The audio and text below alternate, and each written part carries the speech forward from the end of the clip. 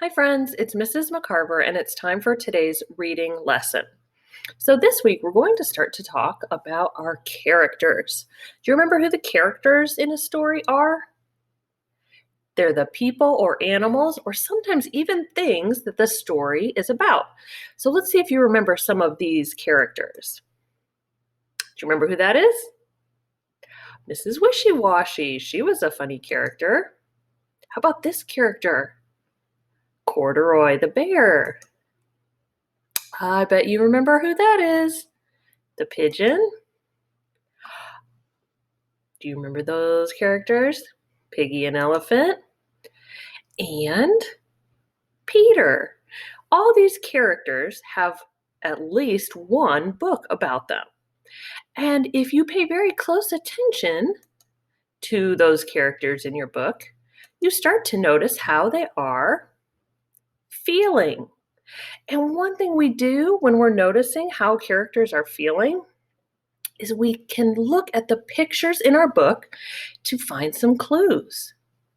We might see how their face changes. So today we're going to talk about how we can look at the pictures in our book and notice how the character is feeling and say the name of that feeling. If you look at these examples down here, can you point to the picture that is a happy face? I bet you're pointing right here. How about a face that shows mad? Point to it. Yeah. How about silly? You might be pointing here. Nervous.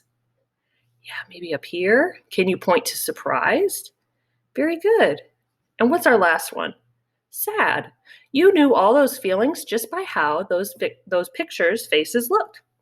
So this week we're going to use my new book called Honey for Baby Bear. And today we're going to look closely at the pictures. I'm going to show you how I use the pictures to decide how the character is feeling.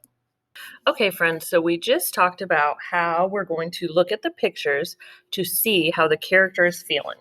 So we're going to start with this new book, Honey for Baby Bear.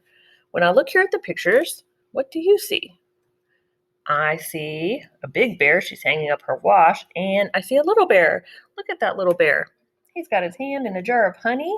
What else do I see him doing? Look at his face. He's smiling. So if I see a character and I look at their face and notice what they're doing, it helps me to understand how they're feeling. Baby bear is smiling. I bet he's eating that honey. I can notice that his feeling is that he is happy.